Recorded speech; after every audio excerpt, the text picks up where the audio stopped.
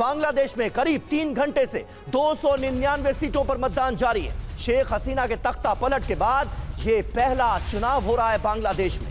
BNP और जमात इस्लामी के बीच सीधी टक्कर है। तारिक रहमान और शफीकुर रहमान, यानी रहमान वर्सेस रहमान। बड़े दावेदार यही दोनों हैं। आज शाम 4 बजे के बाद वोटों की गिनती भी शुरू हो जाएगी। तो तारिक रहमान और शफीकुर रहमान में यह कड़ा मुकाबला देखने को मिल रहा है, क्योंकि शेख हसीना की पार्टी आवामी लीग को तो चुनाव लड़ने से ही प्रतिबंधित कर दिया गया है। लिहाजा अब मुकाबला इन्हीं दोनों के बीच सिमट कर रह गया है, रहमान वर्सेस रहमान। और देखिए, तारिक रहमान की पार्टी बीएनपी पर सबकी निगाहें हैं। तारिक रहमान पीएम पद के सबसे बड़े उम्मीदवार हैं। 17 साल बाद पिछले महीने बांग्लादेश लौटे तारिक रहमान भ्रष्टाचार के खिलाफ सख्त कार्रवाई करेंगे, ये तारिक रहमान ने चुनाव के प्रचार के दौरान ऐलान किया। राजनीति के एक नए युग की शुरुआत करेंगे, तारिक रहमान ने दावा किया। और इस बीच हम तस्वीरें भी आपको दिखा रहे हैं। तारिक रहमान को लेकर अगर कहा जाए तो एक लंबे समय के बाद बीएनपी की इस तरह से इलेक्टोरल पॉलिटिक्स में वापसी हुई है, लेकिन यह तब है जब शेख हसीना की पार्टी इस चुनाव में दूर दूर तक नहीं है। चुनाव लड़ने से उनको रोका गया है, प्रतिबंध है। यह अब सवाल यह है कि रहमान वर्सेस रहमान इस चुनाव जो इक्वेशन दिखाई दे रहा है, उसमें कौन सा रहमान जनता की पसंद बनकर के सामने आता है। लेकिन फिलहाल बांग्लादेश में मतदान जारी है। और देखिए, एक बड़ी खबर यह आ रही है कि बीएनपी ने जमात इस्लामी पर वोट खरीदने का आरोप लगाया है। जमात इस्लामी पर धांधली करने का आरोप लगाया है। चुनाव प्रक्रिया में जगह जगह जमात इस्लामी के लोग बाधा डाल रहे हैं। यह आरोप बीएनपी की तरफ से, तारिक रहमान की तरफ से लगाया जा रहा है। तो देखिए, ऐसे वक्त में जब लगातार यह कहा जा रहा है कि बांग्लादेश में इस वोटिंग के पीछे कहीं ना कहीं पाकिस्तान का रिमोट काम कर रहा है, आरोप ये लगाए जा रहे हैं बीएनपी की तरफ से कि जमात इस्लामी के लोग जगह जगह चुनाव प्रक्रिया में बाधा डालने की कर रहे हैं कोशिश।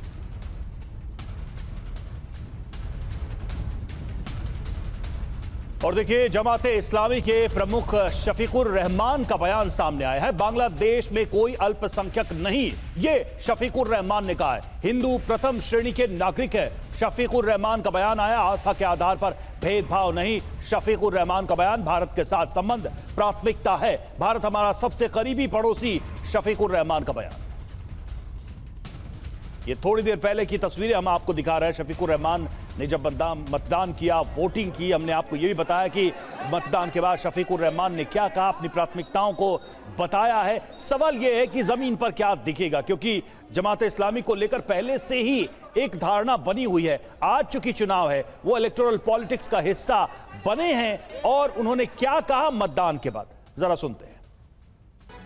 तो देखिए, शफीकुर रहमान की तरफ से यह कहा गया है कि यहां पर कोई बहुसंख्यक कोई अल्पसंख्यक का लॉजिक नहीं चलता, और हिंदू जो हैं वो भी बांग्लादेश में प्रथम श्रेणी के नागरिक हैं। यानी चुनाव के दौरान और चुनाव से एंड पहले अच्छी अच्छी बातें करती हुई जमात इस्लामी भी फिलहाल नजर आ रही है। हालांकि बीते दिनों जो कुछ बांग्लादेश की सड़कों पर हमने देखा, उसमें जमात इस्लामी का ही अहम रोल था, ये बात सामने आई थी। बहरहाल, बांग्लादेश के सियासी गणित को अब जरा हम आपको समझा देते हैं। सियासी गणित आपके सामने रखते हैं, नंबर्स आपके सामने रखते हैं। कुल सीटें हैं 350, सीधे चुनाव होता है 300 सीटों पर। जैसा कि हमने आपको बताया, कुल 299 सीटों पर एग्जैक्ट चुनाव हो रहे हैं। लेकिन बांग्लादेश में एक बड़ी खास बात है, महिलाओं के लिए 50 सीटों को आरक्षित रखा गया है।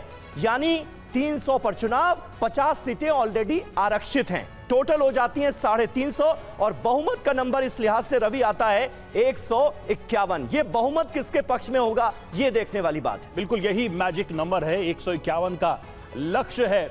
और सवाल यहां पर यह है कि जिन हालात के बाद ये चुनाव हो रहे हैं, उसमें जनता का मूड क्या हो गया, क्योंकि समीर, इसमें युवाओं का एक बड़ा फैक्टर है, जिन्होंने ये पूरी सिचुएशन एक तरीके से देखा जाए नई पॉलिटिकल सिचुएशन क्रिएट की है।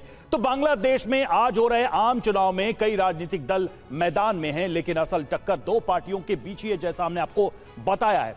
एक तारिक रहमान की बांग्लादेश नेशनलिस्ट पार्टी, तो दूसरी तरफ मैदान में है शफीकुर रहमान की जमाते इस्लामी पार्टी। तो इन दो के बीच ही सीधा सीधा मुकाबला है। मतदान के बाद दोनों ने क्या कहा हमने आपको बताया ही। समीर, सबसे बड़ी बात यह है कि जनता किस पर भरोसा करेगी। एक पार्टी के नेता सालों बाद आए हैं और दूसरी पार्टी के नेता पर कम्युनल होने का आरोप लगता रहा है। बिल्कुल, देखना बहुत दिलचस्प होगा। लेकिन चर्चा की शुरुआत मेजर जनरल ब्रजेश कुमार मैं आपसे करना चाहूंगा, इस तथ्य के साथ करना चाहूंगा कि इन चुनावों का आखिर क्या मतलब है जब आवामी लीग को, शेख हसीना की पार्टी को दरबदर कर दिया गया है, उन्हें चुनाव लड़ने का मौका ही नहीं दिया गया है, उन पर पूरी तरह से प्रतिबंध लगा दिया गया है। तो चुनाव को क्या पहले ही एक तरफा करने की कोशिश नहीं की गई है क्या? समीर, बांग्लादेश के अंदर जो पॉलिटी है, अगर हम उनके आज़ादी से देखें जो कि 1971 से है, इसी तरीके से चलती रही है। शेख मुजीबर को हटा करके 5 साल के अंदर आर्मी का शासन था। उसके बाद बेगम जिया की जो पार्टी, उनके जो हस्बैंड थे चीफ आर्मी के जियाउर रहमान, उन्होंने चलाया 10-15 साल। अवामी लीग किनारे रही। उसके बाद जब अवामी लीग आई तो बेगम जिया की काबिल की पार्टी को अलग कर दिया। यूं यह रहा कि पिछले आम चुनाव में बेगम जिया की पार्टी ने हिस्सा ही नहीं लिया था। तो इस तरह की पॉलिटी उनके यहाँ रही है, क्योंकि उनका जो पैदाइश रहा है पाकिस्तान से रहा है, और पाकिस्तान की पॉलिटी हम सबको मालूम है, जो कि एक्चुअली में डेमोक्रेसी या डेमोक्रेटिक रूट्स नहीं ले सकती है और आर्मी का बोलबाला है। खैर, जब बांग्लादेश की बात कर रहे हैं तो बांग्लादेश एक हमारा बहुत ही इंपॉर्टेंट नेबर है और बांग्लादेश के लिए हम कहीं ज़्यादा इंपॉर्टेंट है, क्योंकि 80% ऑफ की जो बाउंड्री है बांग्लादेश की हिंदुस्तान के साथ लगती है। उनके साथ हमारे रिश्ते, लोगों के साथ ट्रेड, कॉमर्स, हेल्थ, एजुकेशन बहुत तगड़ा रहा है जी। यहां तक कि इलीगली भी लोग हमारे यहां आते रहे और जाते रहे। ये रही है कहानी। इस माहौल में जो इलेक्शन हो रहा है ये बड़ी अच्छी चीज है। पिछले जो 16 महीने में जो वहां गड़बड़ी फैलाने की कोशिश की जी, जो मोहम्मद यूनिस हैं, उसका एक अंत आ रहा है। और हमें लिए 2 चीज इंपॉर्टेंट है। एक, बांग्लादेश के लोगों को चुनना है। बिल्कुल बिल्कुल सर। और भविष्य क्या है? बांग्लादेश के लोगों के सामने एक बड़ी चुनौती भी है, क्योंकि उनके पास जो विकल्प हैं, ऑप्शंस हैं, वो भी बड़े ही लिमिटेड हैं।